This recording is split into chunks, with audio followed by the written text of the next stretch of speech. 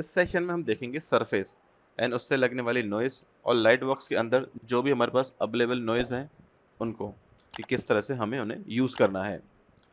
Surface के अंदर जब आप नॉइज़ के अंदर जाएंगे तो आपको एक और विंडो ओपन होगी। यहाँ पर भी आप अपने मैश को कंट्रोल कर सकते हैं। अगर बाई चांस ये मैश आपसे यहाँ से हाइड हो जाए, इनविजिबल हो जाए और नहीं मिल पाए, तो उस केस में आपको फ्रेम पर क्लिक करना है, तो आप फोकस में वापस से आ जाओगे। यहाँ पर आप देखोगे जैसे ही हम सरफेस नॉइज़ के अंदर एंटर हुए हैं, तो आपको सरफेस के ऊपर कुछ नॉइज़ पहले से ही ऑलरेडी देखने को मिल रही है। इसकी स्केलिंग अभी काफ़ी छोटी है, आप यहाँ से स्केलिंग को बड़ा कर सकते हो या स्केल करना है जितना मिनिमम मैक्सिमम आप यहाँ से उसे चेंज कर सकते हो। जो एक स्ट्रेट लाइन यहाँ पर फील कर पा रहे होंगे, ये टाइलिंग की लाइन है। जो भी आप सरफेस नॉइज़ ऐड करते हो, वो अगर आप बहुत ज़्यादा उसकी स्केलिंग छोटी कर देते हो, तो स्केलिंग की प्रॉब्लम आपको देखने को वहाँ पर तब दिखाई देती है। नॉइज़ की स्ट्रेंथ को बढ़ाने के लिए आप यहाँ से स्ट्रेंथ को प्लस या माइनस में किसी भी एंगल में ऐसे चेंज कर सकते हो। अभी स्केलिंग काफ़ी छोटी है, हम थोड़ा बड़ा कर लेते हैं क्योंकि हमारी लाइन अभी भी दिख रही है, स्ट्रेट लाइन, जो कि थोड़ी और लगती है। थोड़ा सा हमने इसको बढ़ाया एंड अब स्ट्रेंथ को आप चेक करोगे तो आप देख पाओगे क्लियरली कि हमारी नॉइज़ कहाँ से कंट्रोल हो रही है। कर्व के थ्रू भी आप इसको थोड़ा मैनिपुलेट कर सकते हो, कर्व के पॉइंट्स उनमें ऐड करके इसको और भी ज़्यादा कंट्रास्ट वे में इसे यूज़ कर सकते हो। उसके पैटर्न को थोड़ा सा हम चेंज करके अच्छा सा मैनिपुलेशन दे सकते हैं। ऑफसेट जो कि जनरली हमारे बाकी के सॉफ्टवेयर में होते हैं, ऑफसेट एंड एंगल्स वगैरह आप यहाँ से मूव करना चाहो तो मेन आप यहाँ पर आता है स्केलिंग, कि अगर आपको किसी एक एक्सेस में इस नॉइज़ को स्केल करना है, तो उस एक्सेस में आप इसे स्केल करके इसकी पोजीशन को बदल सकते हो। बोर्ड के मैशेस को जब हम यूज़ करेंगे तब इस तरह के ऑप्शंस को हम आगे चल के यूज़ करेंगे, किस एंगल में हमको स्केल करने से किस तरह के पैटर्न्स मिलते हैं। जैसे कि अगर हम इसको इस एक्सेस में स्केल करें एंड इसका ओवरऑल स्केल थोड़ा सा बढ़ा दें, स्ट्रेंथ को कम करें, तो आप देख पाओगे हमको एक तरह के इसमें वुड के अंदर जो क्रैक्स होते हैं उस तरह की फीलिंग देखने को स्टार्ट हो गई है। सो बस एक अभी ये ट्रायल के तौर पर है, आगे चल के इसका अच्छा यूज़ हम करेंगे। सरफेस नॉइज़ को यूज़ करते वक्त मान लीजिए हमने जो भी पैटर्न या जिस भी तरह की scaling, contrast value, strength value जो भी हमने सेट की है एंड हम इसे ओके कर देते हैं, तो हमको ये मैश पर देखना स्टार्ट हो जाएगी। अभी ऐसा नहीं है कि जो भी हमने नॉइज़ इस पर एडिट की थी वो इस पर अप्लाई हो गई है।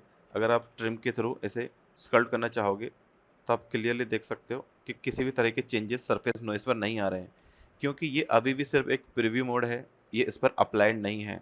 जब तक कि आप इसे यहाँ से अप्लाई टू मैश नहीं करेंगे, आपकी नॉइज़ इस पर अप्लाई नहीं होगी। हमने इसको यहाँ पर अप्लाई टू मैश किया, अप्लाई करने पर जो क्वालिटी हमको पहले विजिबल हो रही थी, अब वो हमें नहीं मिल रही है। इसका रीज़न ये है कि सरफेस नॉइज़ उतने ही स्ट्रेंथ पर अप्लाई होगी जितने आपके एक्टिव पॉइंट्स होंगे। अगर आपके यहाँ पर एक्टिव पॉइंट्स मिलियंस में होंगे, थोड़े ज़्यादा हैवी होंगे, इसमें थोड़े इसमें कुछ डिवीजन्स ऐड करता हूँ और हमने 2 मिलियन के करीब इसमें पॉलिश ले लिए हैं एंड अब इसे अप्लाई करेंगे तो आप नोटिस कर पाओगे पहले की बजाय अब थोड़ा सा सरफेस नॉइज़ हमारी बेटर इस पर अप्लाई हुई है। ऑब्वियसली जितनी वो दिखती है अप्लाई करने से पहले एडिट मोड में, उस तरह से वो नहीं होगी। अगेन आप इसे चाहो तो जैसा कि हमने पिछले प्रीवियस सेशन में देखा, आप लेयर पर भी इसे अप्लाई कर सकते हो एंड इसे कंट्रोल कर सकते हो इसकी स्ट्रेंथ को। अगर आपको कहीं से लगे कि हमें सरफेस नॉइज़ को थोड़ा रिमूव करना है, तब ऑफ करके मॉर्फ टारगेट को सेट कर सकते हो एंड उसे यूज़ कर सकते हो, जो कि हम देख चुके हैं इस तरह से।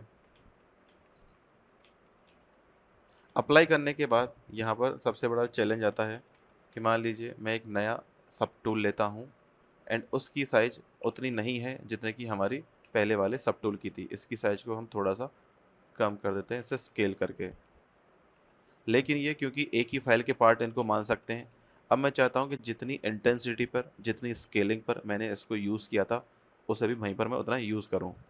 अभी के लिए तो आप यहाँ पर जाओगे और दोबारा नॉइज़ में जाओगे एंड हमें याद नहीं कि हमने क्या स्ट्रेंथ दी थी, कर्व को कितना हमने चेंज किया था, क्या नॉइज़ की हमने वैल्यू रखी थी, तो ये काफ़ी प्रॉब्लम देखने को मिलती है।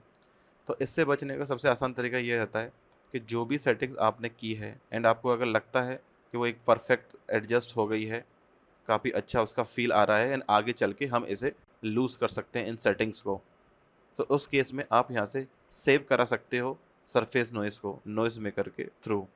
मैंने यहाँ पर इसका नाम नॉइज़ मेकर 1 या जो भी आप रिलेवेंट नाम देना चाहते हैं वो नाम दे सकते हैं एंड सेव कर दिया एंड देन ओके, कुछ डिविजन्स ऐड किए एंड अप्लाई कर दिया। अब मैं चाहता हूँ इस पर इतनी ही स्केलिंग की जो हमने अप्लाई की थी सरफेस नॉइज़ अगेन लगे। सारी प्रोसेस को मैंने अंडू कर दिया, कुछ डिविजन्स बढ़ाए, एंड इस टाइम पर जब मैं नॉइज़ के अंदर जाऊंगा तो मैं कुछ भी तरह की सेटिंग्स नहीं करूंगा, मैं ओपन पर जाऊंगा एंड जो भी नॉइज़ मेकर हमने सेव किया था सीधा उसे कॉल करा लेंगे एंड देन ओके। तो आप देख पाओगे जितनी स्केलिंग पर यहाँ पर हमारी सरफेस नॉइज़ थी या जितनी भी स्ट्रेंथ पर थी, जो भी वैल्यूज़ थी वो यहाँ पर भी लगभग लगभग वही दिख रही हैं, एंड देन आप इसे अप्लाई कर सकते हैं। तो ये बिल्कुल एक ही रिलेवेंट एंड एक ही साइज के एंड इंटेंसिटी के मैचिंग में थोड़ा सा एडजस्ट हो जाएंगे। तो यहाँ से इस तरह से आप अपना डेटा भी बना सकते हैं। अगर आप बाहर से भी किसी तरह के ग्रंज को यूज़ करना चाहते हो जो कि 2D फॉर्मेट में होते हैं, आप उनको भी यूज़ कर सकते हो। अगर यहाँ का कोई डिफ़ॉल्ट डेटा आपको यूज़ नहीं करना है तो आप सीधा अल्फ़ा पे जाना है एंड अपना टेक्सचर कॉल कर लेना है। तो एक बार के लिए पे अप्लाई हो गया, पर क्योंकि स्केलिंग अभी काफ़ी छोटी है तो हमको स्केलिंग की वैल्यूज़ को बढ़ाना है। एंड नॉइज़ स्केल जो कि हमारी डिफ़ॉल्ट सॉफ्टवेयर की ही नॉइज़ होती है, अगर आप इसे बहुत स्केल छोटा रखोगे तो ये स्टिल उसके साथ मर्ज रहेगी। तो इसकी स्केलिंग को ऑलमोस्ट इतना बड़ा कर देना है जिससे कि वो लगभग इनविजिबल हो जाए, एंड देन अपने बाहर से जो हमने टेक्सचर यूज़ किया है उसकी स्केलिंग को एडजस्ट कर सकते हो। एंड अगेन स्ट्रेंथ के साथ जो भी आपको मैनिपुलेशन करने हैं तो स्ट्रेंथ के साथ आप उसे मैनिपुलेशन कर सकते हो, कर्व के साथ जो कि हमने बाकी की सेटिंग्स देखी थी दोबारा उनको चेक कर सकते हो। ग्रंज के अलावा भी अगर आपको किसी तरह के पैटर्न्स यूज़ करने हैं जो कि एक ही एक्सेस पे या एक ही फ्लो में चल रहे हैं, उनको भी ऐसे यूज़ किया जा सकता है, जिनको कि हम फ्यूचर में जब अगेन हम असेट्स पर जाएंगे तब अच्छे से समझ पाएंगे। अभी के लिए एक बार इस सबको प्रैक्टिस कर लेना ज़रूरी है, क्योंकि हमारे काफ़ी यूज़ आते हैं ड्यूरिंग द जो भी हम स्कल्ट करते हैं हमारे मटेरियल, वुड के मटेरियल्स या मेटल के मटेरियल, एनीथिंग।